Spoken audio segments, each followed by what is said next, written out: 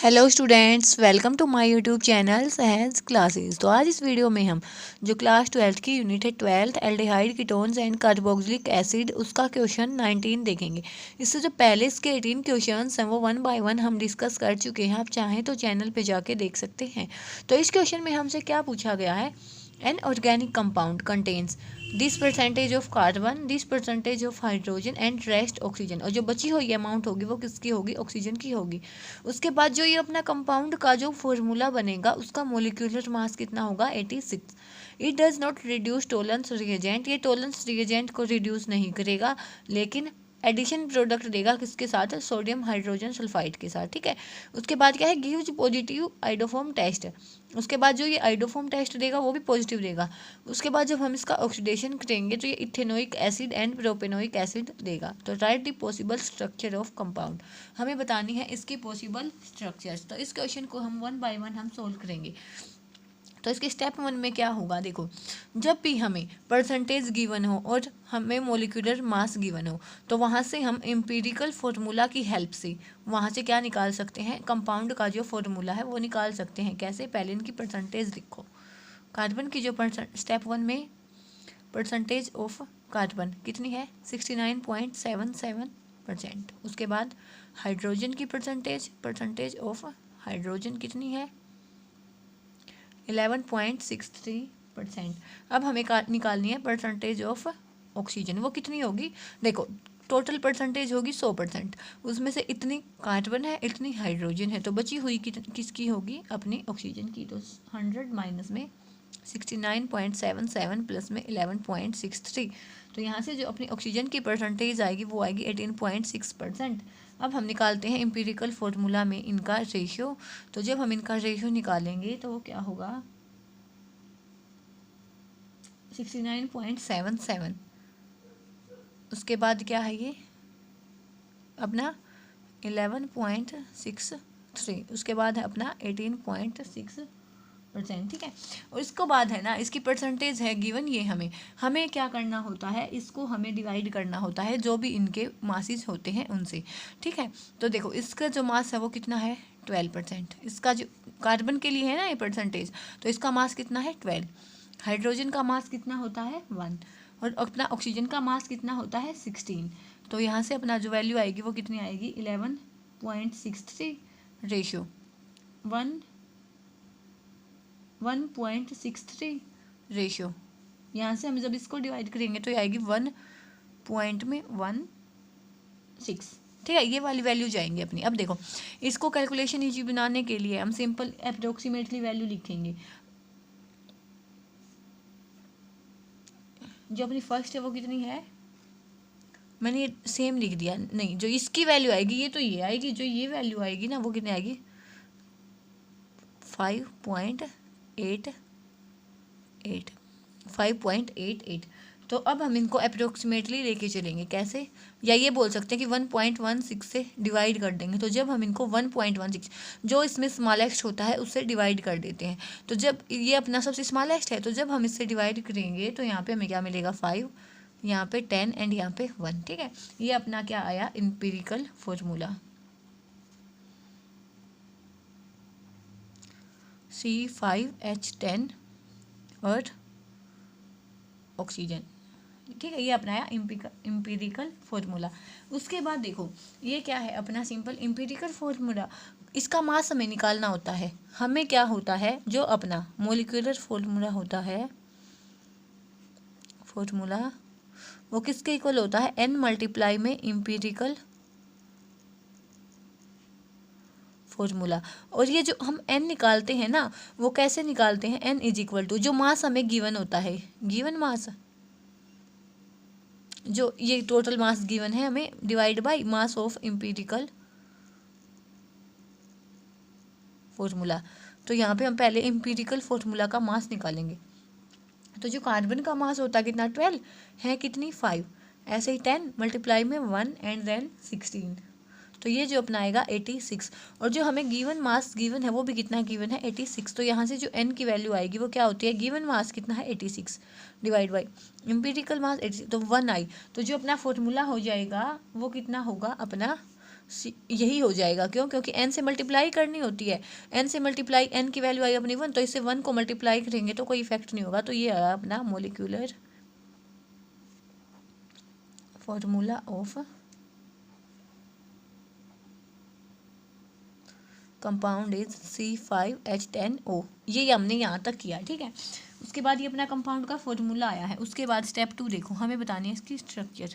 जैसे जैसे क्वेश्चन में बोला हम वैसे वैसे चलेंगे।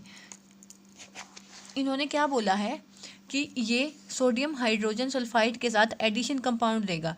तो आपको ये पता होना चाहिए कि जो अपने एल्डिहाइड होते हैं या कीटोन होते हैं वही एडिशन रिएक्शन देंगे किसके साथ? सोडियम हाइड्रोजन सल्फाइड के साथ।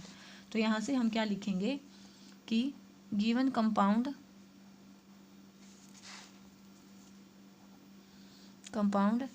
गिव्स एडिशन रिएक्शन विद किसके साथ? सोडियम हाइड्रोजन सल्फाइड के साथ। So it must be aldehyde या कीटोन, या तो एल्डिहाइड होगा या कीटोन होगा। ये हमने किससे देखा? इसी से देखा। उसके बाद इन्होंने क्या बोला है? एडिशन वाला हो गया अपना। It does not reduce Tollens reagent, कि ये जो टोलेंस रिएजेंट को रिड्यूस नहीं करेगा। हमें क्या पता होता है कि जो अपने एल्डिहाइड होते हैं वो टोलेंस रिएजेंट को रिड्यूस कर देते हैं, लेकिन ये वाला जो हमें गिवन है ना, ये रिड्यूस नहीं करेगा। तो ये क्या हो जाएगा? अपना कीटोन हो जाएगा। क्या सेकंड में हम क्या लिख सकते हैं? इट, यहाँ से हमें पता चला कि एल्डिहाइड या कीटोन ही होगा। अब क्या होगा? It does not reduce Tollens reagent. अब ये टोलेंस रिएजेंट को रिड्यूस नहीं करेगा तो ये क्या होना चाहिए है? अब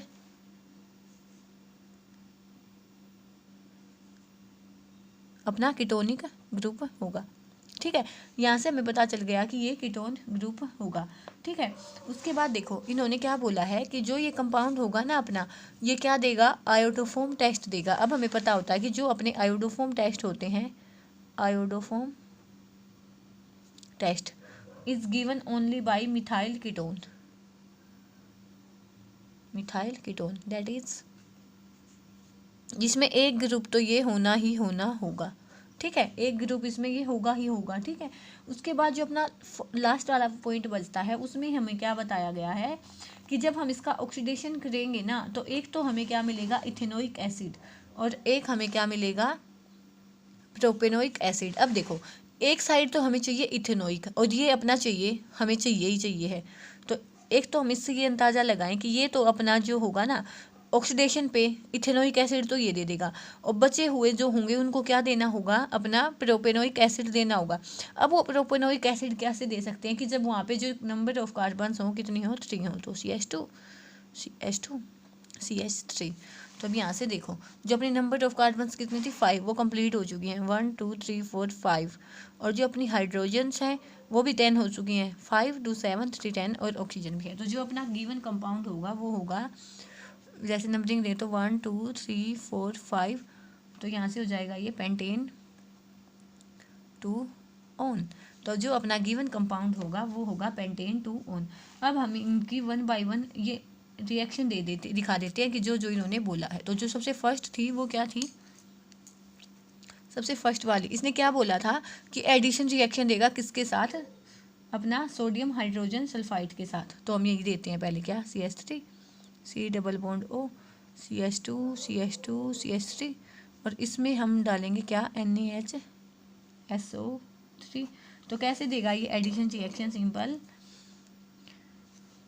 कि जो ये अपना C है ये वाला तो एज इट इज चलेगा, ऐसे ये डिसोसिएट ऐसे होगा। तो जो अपना Na ये कैसे होगा? H प्लस और Na प्लस SO3 नेगेटिव, ये तो एक साइड लगेगा, ये एक साइड लगेगा। तो जो अपना O है ना उसके साथ तो ये H लगेगा, और जो अपनी बची हुई कार्बन है उनके साथ ये लग जाएगा। जैसे ये कार्बन पे पॉजिटिव आया ना, इन पे नेगेटिव है तो ये लग जाएगा। कैसे? देखो इस C के साथ इस CH3 पे कोई इफेक्ट नहीं होगा और इन पे भी कोई इफेक्ट नहीं होगा, तो पहले हम इनको एज इट इज लगा देते हैं, ठीक है। अब बची इस ऑक्सीजन वाली बात। इस ऑक्सीजन पे O नेगेटिव आया, नेगेटिव आते ही यहाँ आया H। अब इस कार्बन पे पॉजिटिव आया, कार्बन पे पॉजिटिव आते ही यहाँ पे SO3 नेगेटिव और साथ में Na+ हो जाएगा। तो ऐसे ही अपना एडिशन प्रोडक्ट देगा, जिसको हम क्या बोलते हैं, सोडियम हाइड्रोजन सल्फाइड। ठीक है, ये हो गया अपना फर्स्ट वाला हुआ। अब सेकंड वाला देखो, इसने क्या बोला था, it does not reduce Tollens reagent, कि ये जो टोलेंस रिएजेंट को रिड्यूस नहीं करेगा। तो ये तो सिंपल बताने के लिए था, ये हमें दिखाने की आवश्यकता नहीं है। बस क्या है कि ये टोलेंस रिएजेंट को रिड्यूस नहीं करेगा, तो मतलब क्या था कि ये कीटोनिक हो जाएगा। हम एल्डिहाइड होता तो यहाँ पे हम बता देते कि कार्बोक्सिलेट आयन बनेगा, लेकिन जब ये कीटोन है तो यहाँ पे क्या रिएक्शन दिखाएंगे। थर्ड अपना क्या था, आयोडोफॉर्म टेस्ट। तो वो कैसे देगा, CH3 C double bond O CH2 CH2 CH3, इसमें हम डालेंगे आयोडीन और साथ में डालेंगे NaOH, जिसको हम बोलते हैं आयोडोफॉर्म रिएक्शन। तो यहाँ से एक तो हमें क्या मिल जाएगा, आयोडोफॉर्म और साथ में sodium butanoate CH3 CH2 CH2 COONA।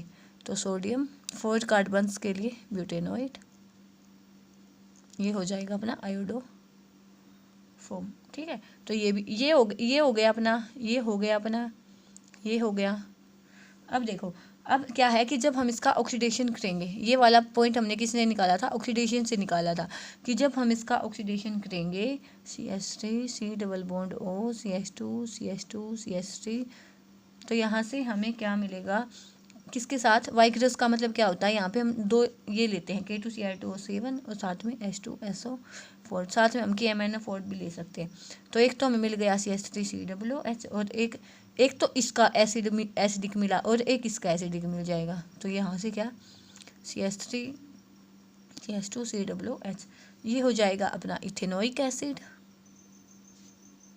और ये हो जाएगा 3 कार्बन्स के लिए प्रोपेनोइक एसिड। तो जो यहाँ पे ये अपना क्वेश्चन है 19 वो कंप्लीट होता है। नेक्स्ट वीडियो में हम मिलेंगे क्वेश्चन 20 के साथ। तब तक के लिए धन्यवाद। Thanks for watching my video.